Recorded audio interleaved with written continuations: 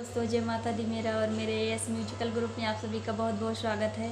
तो एक मैं देवर और भाभी का बहुत ही प्यारा गीत लेके आई हूँ। हंसी मजाक का गीत है। जैसा होगा आप लोग कमेंट में ज़रूर बताइएगा।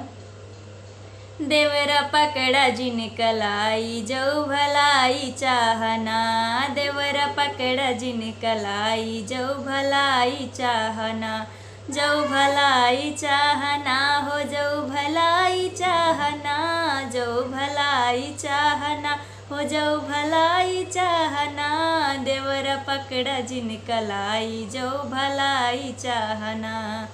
अरे सास ससुर की चोरी चोरी बिंदिया दिया गढ़ाई, अरे सास ससुर की चोरी चोरी बिंदिया दिया गढ़ाई, तब तू देवर हम भौजाई जो भलाई चाहना, तब तू देवर हम भौजाई जो भलाई चाहना, देवर पकड़ जिन कलाई जो भलाई चाहना, जो भलाई चाहना, जो भलाई चाहना, देवर पकड़ जिन कलाई जो भलाई चाहना।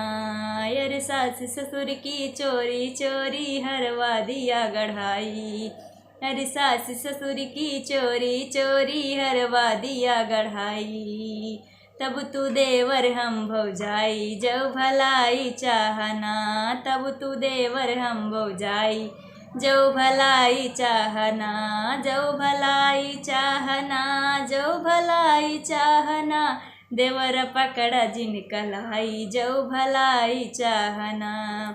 अरे सास ससुर की चोरी चोरी सड़िया दिया मंगाई, अरे सास ससुर की चोरी चोरी सड़िया दिया मंगाई, तब तू देवर हम भौजाई जो भलाई चाहना, तब तू देवर हम भौजाई जो भलाई चाहना, देवर पकड़ा जिन कलाई जो भलाई चाहना, जो भलाई चाहना, जो भलाई चाहना, देवर पकड़ा जिन कलाई जो भलाई चाहना।